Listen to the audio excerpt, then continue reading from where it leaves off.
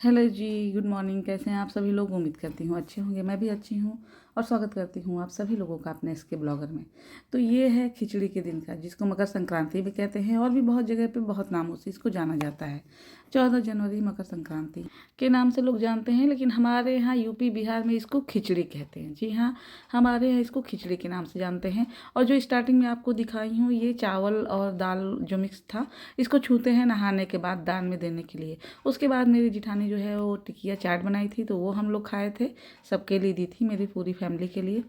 और उसके बाद ये है दोपहर में ढूंढा वगैरह खाते हैं, जो लाई का बना होता है, और चूड़ा दही खाते हैं। वो मैं रिकॉर्ड करना भूल गई थी। और अब आ जाते हैं डायरेक्ट शाम को। तो शाम को बनता है हमारे यहाँ खिचड़ी, मसालेदार खिचड़ी। बहुत जगह ना खिचड़ी बना के घर के जो कुल देवता होते हैं उनको चढ़ाया जाता है, लेकिन हमारे यहाँ ऐसा कुछ नहीं है। हमारे यहाँ बस खिचड़ी बनता है और फिर हम खाते हैं मज़े से। तो बस ऐसा ही है। तो ये खिचड़ी के लिए मैं आलू, जो खिचड़ी चोखा ये सब बनता है। खिचड़ी का तो दोस्त ही कहते हैं कि चोखा, अचार और पापड़ होता है। तो ये है खिचड़ी के साथ मैं चोखा बनाने की तैयारी कर रही हूँ। तो आलू लेकर के, छोटे छोटे नहीं थे बहुत ज़्यादा, तो जो था मेरे पास वही मैं बिठा दी हूँ। देख रहे हैं जैसा कि कुकर में उबलने के लिए, क्योंकि चोखा बनाना है। और चोखा बनाना है तो उसके लिए बैगन जो है वो भुनने के लिए रख दी हूँ, टमाटर भुनने के लिए रखूँगी, और ये आलू गोभी वगैरह सब कटा हुआ है। तो ये जाएगा खिचड़ी में, क्योंकि मसालेदार खिचड़ी बन रहा है। और आज के ब्लॉग में 2 दिन का ब्लॉग जा रहा है, क्योंकि बैक टू बैक 2 जो फेस्टिवल होते हैं हमारे यहाँ वो आते हैं। जैसे खिचड़ी है और उसके बाद आता है गणेश चौथ। तो ये आगे पीछे पड़ता है, कभी कभी खिचड़ी के पहले भी पड़ जाता है गणेश चौथ, लेकिन इस बार जो है खिचड़ी के 2-3 दिन बाद पड़ा है। तो 14 तारीख को खिचड़ी था और 17 तारीख को जो है ना वो गणेश चौथ था। तो 3 दिन का गैप था। तो मैं सोची कि क्योंकि बहुत कुछ इसमें दिखाने के लिए मेरे घर में, मतलब जो हुआ उतना ही मैं दिखा पा रही थी, तो बहुत कुछ मेरे रिकॉर्ड नहीं कर पाई थी दिखाने के लिए। तो मैं दोनों दिन का ब्लॉग जो है एक ही में मैं डाल दी। तो उम्मीद करती हूँ कि आप लोगों को अच्छा लगेगा। और अभी मेरा गला जो है थोड़ा सा सर्दी खांसी ऐसे होता रह रहा है, जैसे प्रॉपर ठीक नहीं हुआ है अभी भी। तो इसलिए गला जो है थोड़ा सा बैठा हुआ है। और ये सब्जी मैं कढ़ाई में डाल दी हूँ, इसी में मैं भूनूंगी जितनी भी सब्जियां हैं वो। और ये कढ़ाई थोड़ा गंदा दिख रहा है, तो ये ऐसा इसलिए दिख रहा है क्योंकि इसी में अभी थोड़ी देर पहले ही मैं घुगनी बना के लेके गई हूँ, मटर का और चाय, मेरे लिए, मेरे हस्बैंड के लिए। तो वही कढ़ाई है, इसको धो के फिर से यूज कर रही हूँ। तो इसलिए थोड़ा सा तले में चिपका रह जाता है जब तक अच्छे से मांजो ना। और ये स्टील की कढ़ाई है तो थोड़ा सा ज़्यादा चिपकता भी है। और ये वो दाल है, इसका खिचड़ी बनाने के लिए मैं दाल पहले बना चुकी हूँ, तो ये बस दिखा रही हूँ कि इसी दाल का बना है।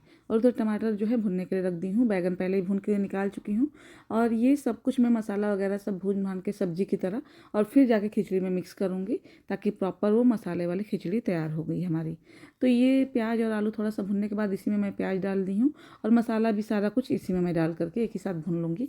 इससे 2 बेनिफिट होगा कि एक तो टाइम कम लगेगा, और ऊपर से सब्जी भी जो है ना आधी पक जाएगी। तो चावल दाल जो खिचड़ी है उसमें ज़्यादा पकाना नहीं पड़ेगा। तो इसलिए मुझे ये आसान लगता है। आप लोग चाहें तो अपने तरीके और भी जो होंगे उससे बना सकते हैं, थोड़ा बहुत इसमें चेंजेस करके। और ये मसाले मैं तैयार कर चुकी हूँ। मसालों में है इसमें लहसुन, अदरक, मिर्चा और प्याज का थोड़ा सा पेस्ट में बनाई हूँ। और उसमें बाकी जितने भी सूखे मसाले होते हैं, जैसे कि मिर्चा पाउडर, हल्दी पाउडर, नमक, गरम मसाला, ये सब कुछ डाल के मैं रख दी हूँ। और मसाला डायरेक्ट डालूंगी तो फिर कुछ और, मतलब और मुझे ऊपर से डालने की ज़रूरत नहीं पड़ेगी। और कभी कभी क्या होता है, जब मसाला हम डालने लगते हैं तो अगर पूरा पेस्ट में डाल करके बस और उसमें ऊपर से मसाले डालूँ तो कुछ कुछ मसाला मुझसे छूट जाता है। इसलिए मुझे बहुत ज़्यादा आसान ये पड़ता है कि जो मिक्सी का जार होता है उसी में मैं सूखे मसाले डाल लेती हूँ, ताकि एक ही बार, और नमक भी डालती हूँ, नहीं तो नमक छूट जाता है। तो इसलिए एक ही बार जब डालूँ तो सारे मसाले नमक के साथ ही पड़ जाए, और मुझे कई बार और मुझे इधर उधर ना देखना पड़े, इसलिए। तो देखिए आलू जो है वो भी बॉयल हो चुका है, और ये सब्जी में देखिए मसाले में डाली हूँ। अब इसमें मुझे कुछ भी नहीं डालने की ज़रूरत है। जो दाल है उसमें नमक हल्दी में पहले से हींग वगैरह डाल के बिठा, और वो पक चुका है जो दाल है। और इधर मैं, क्योंकि कल बेटी का जो है प्री बोर्ड 2 चल रहा है, एग्ज़ाम है, वो 12th में है, तो उसके लिए टिफ़िन के लिए मैं यहाँ पे आलू मसल ले रही हूँ थोड़ा सा निकाल के। थोड़ा आलू का क्वांटिटी में ज़्यादा बॉईल की थी, ताकि सुबह टिफ़िन के लिए उसके लिए मैं आलू का पराठा बना सकूं। तो उसी का जो है स्टफिंग मैं तैयार करके रख रही हूँ। तो इसमें बस लहसुन मिर्चा का पेस्ट था, हरा धनिया, नमक और कलौंजी। सिंपल सा, थोड़ा सा सादा सा हमारे यहाँ जो बनता है आलू का पराठा, वो वाला है। तो ये मैं पूरा मसल के इसको पहले निकाल लूँगी, क्योंकि इसी बर्तन में फिर मुझे चोखा भी बनाना है। तो कोशिश करती हूँ कि बर्तन थोड़ा सा कम ही यूज हो।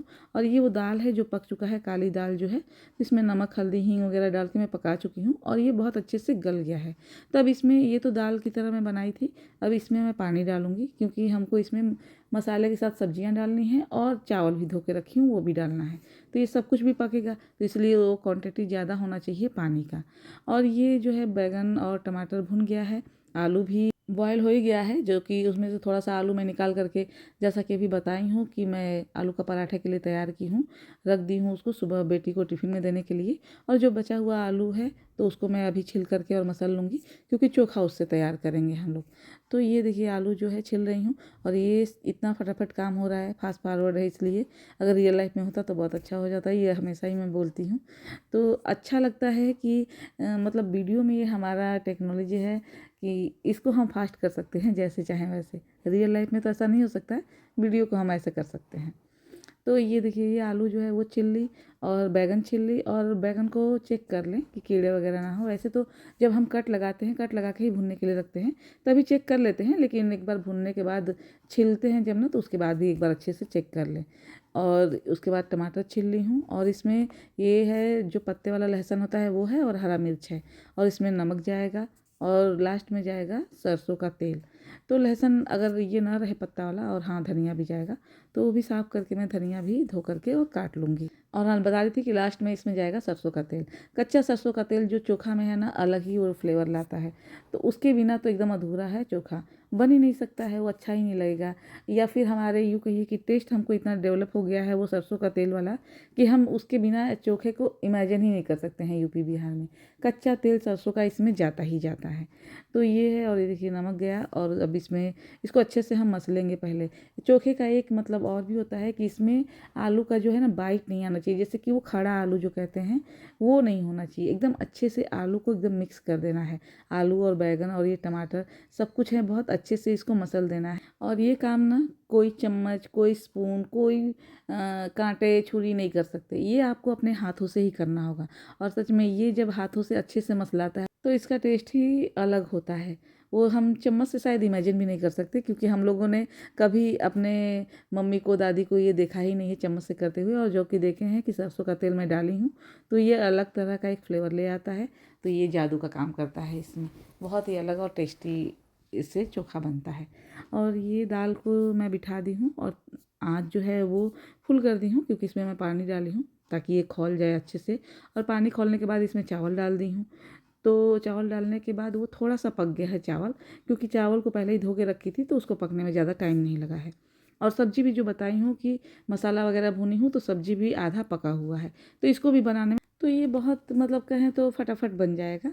वैसे तो इसमें टाइम लगता है अगर सब कुछ हम इसमें डाल करके ही पकाए तो खिचड़ी में, लेकिन क्योंकि चावल भी पहले से फुला हुआ था और सब्जियां भी आधी पकी हुई हैं, तो ये बहुत जल्दी तैयार हो जाता है खिचड़ी जो है।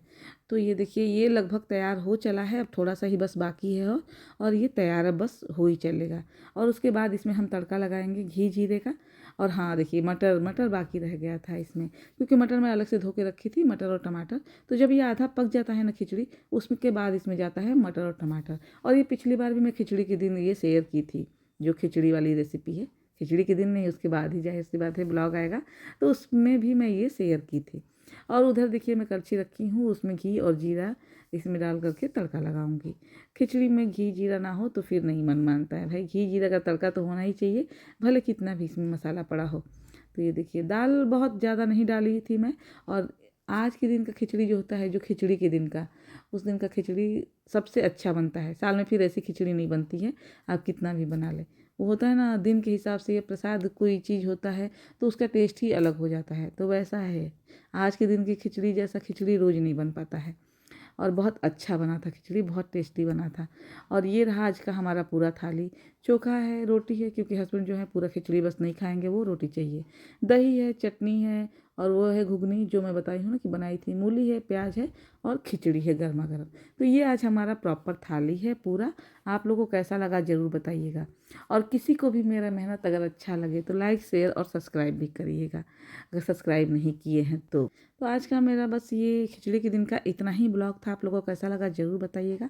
अब नेक्स्ट जो है डे, वो दूसरे दिन का मैं शुरू कर रही हूँ। दूसरे दिन मतलब कि जो दूसरा इसमें ब्लॉग है वो है गणेश चौथ के दिन का। तो वो मैं शाम से स्टार्ट कर रही हूँ, क्योंकि दिन भर ऐसा कुछ करने के लिए होता नहीं है। जो प्रसाद वगैरह का जो बनाने वाला होता है वो मेरी जिठानी बनाती हैं, तो इसलिए आज सेकंड नंबर वाली जिठानी बनाई है। बड़ी वाली जिठानी का तबीयत ठीक नहीं था इसलिए। तो ये मैं तैयार हो गई थी पूजा में जाने के लिए, और ये सारा फल वगैरह है, और ये है प्रसाद जो सिंघाड़े के आटे का हलवा होता है, आज के दिन होता ही है वो। और वो काली तिल का लड्डू बनता है गुड़ में पका के। मैं कभी नहीं बनाई हूँ, मेरी दोनों जिठानी लोग ही बनाती हैं। तो आज बड़ी जिठानी जैसा कि बताई हूँ वो नहीं बनाई है, छोटी वाली ही जिठानी बनाई है। छोटी वाली मीन्स की सेकंड नंबर वाली, हम लोग 4 देवरानी जिठानी है तो सेकंड नंबर वाली बनाई है। और ये अब हम आ गए हैं ऊपर पूजा करने के लिए। नीचे का हो गया कहानी वगैरह, वो इतना रिकॉर्ड मैं नहीं की हूँ। तो कहानी नीचे सुना जाता है, बड़ी जिठानी जो है वो कहानी सुनाती हैं। आज के दिन ये होता है, पूजा होता है, प्रॉपर कहानी होता है, आरती होता है गणेश जी लक्ष्मी जी। और उसके बाद ना ऊपर आते हैं हम लोग छत पे, क्योंकि चाँद का भी आज पूजा होता है। तो चाँद देखने के लिए आते हैं, लेकिन कभी दिखता तो है नहीं। बादल ऐसे तो क्लियर था, मगर फिर भी चाँद नहीं दिखा हमको। तो ऐसे ही, क्योंकि एक होता है ना टाइमिंग होता है पूजा का, तो उस टाइम पे हम लोग पूजा कर लेते हैं। तो वही, तो बस ऐसे ही बारी बारी से हम सभी लोग पूजा कर लेंगे। और ये देखिए पूजा जो है वो स्टार्ट भी हो गया है। अच्छा, आप लोग ज़रूर बताइएगा, कमेंट करिएगा कि आप लोग के यहाँ गणेश चौथ का पूजा होता है क्या, और होता है तो आपके यहाँ कैसे होता है, क्या आप लोग के यहाँ किस रीति रिवाज से होता है, ये भी ज़रूर बताइएगा। हमारे यहाँ सुबह से मतलब हम व्रत तो रहते हैं, लेकिन ऐसा कोई ना होता नहीं है कुछ कि मैं ऐसा रिकॉर्ड करके आप लोग को दिखा सकूं। दिन भर ऐसे कुछ करने के लिए ख़ास होता नहीं है। प्रसाद बनता है, तो वो प्रसाद जो है जेठानी बनाई थी, मैं कभी रिकॉर्ड कर नहीं पाई हूँ। तो प्रसाद में हमारे यहाँ काले तिल का लड्डू बनता है जो दिखा चुकी हूँ, और सिंघाड़े के आटे का हलवा बनता है। ये मेन प्रसाद होता है, और बाकी जितना भी फल मिठाई वगैरह आप चढ़ा ले वो आपके ऊपर डिपेंड करता है। तो देखिए ये मैं कर रही हूँ, और ये ऊपर छत पे का पूजा है, नीचे का पूजा मतलब वही आरती वगैरह होता है, फल वल चढ़ता है, जो हम प्रसाद बनाते हैं वो चढ़ता है, और बाकी कहानी होता है जो मेरी जिठानी कहती हैं। तो वो सब मैं प्रॉपर रिकॉर्ड नहीं कर पाई हूँ, थोड़ा सा मुझे वो ठीक नहीं लगता है, क्योंकि एक सबका अपना एक होता है ना कि पर्सनल स्पेस होता है, तो वो उसमें मैं नहीं ज़्यादा रिकॉर्डिंग, अक्सर मैं पूजा का डिटेल में रिकॉर्डिंग नहीं करती हूँ। जितना हो सकता है उतना ही करती हूँ, क्योंकि पूजा करते समय कैमरा लेके बैठना अच्छा भी नहीं लगता है। तो वो मैं बस ये इतना कर लेती हूँ कि आप लोग को समझा सकूँ कि कैसे हमारे यहाँ पूजा हुआ है। और ये ऊपर था चाँद का पूजा कर रहे थे हम लोग, तो क्योंकि बारी बारी से करना था, सब लोग को एक साथ नहीं बैठना था, इसलिए ये सब लोग का मैं रिकॉर्डिंग की थी, और मेरी जिठानी की थी, क्योंकि एक एक लोग को पूजा करना था। और वहाँ पे क्या है कि कथा में सबको बैठना होता है, तो किसको दूँ मैं मोबाइल, बच्चे थे नहीं इसलिए। और ये प्रसाद है लास्ट में मिला है, तो जो बड़ा ये प्लेट में दिख रहा है ये बच्चों के लिए, हस्बैंड के लिए, मतलब एक्स्ट्रा प्रसाद है सबके लिए। और जो वो छोटे प्लेट में है वो खाने के लिए इस टाइम पे है। तो वो चाँद देख के पूजा करके और खा लेते हैं हम लोग प्रसाद, जो फलाहार का होता है चढ़ता है वो।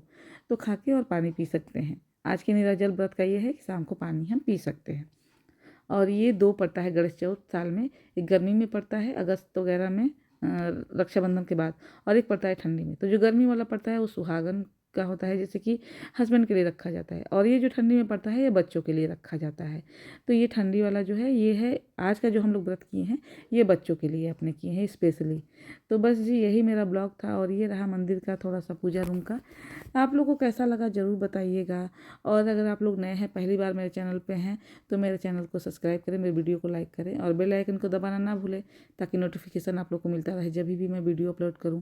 और वीडियो प्लीज़ स्किप करके ना देखें, आप लोग पूरा पूरा वीडियो देखें, ताकि मुझे भी कुछ बेनिफिट हो इसका।